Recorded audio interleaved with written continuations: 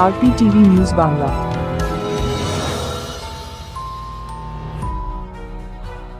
জেলার সব খবর সবার আগে জানতে চোখ রাখুন আরপি টিভি নিউজ বাংলায়।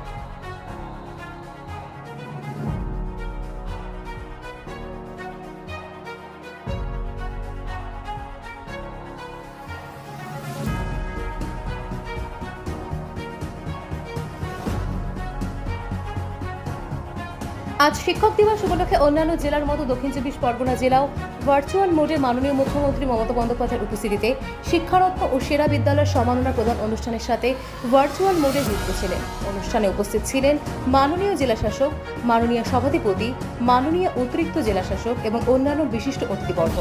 এই জেলায় সেরা শিক্ষারত্ন প্রাপকদের তালিকা এবং সেরা বিদ্যালয়ের সম্মাননা প্রাপকদের তালিকা নিম্নে দেওয়া হলো।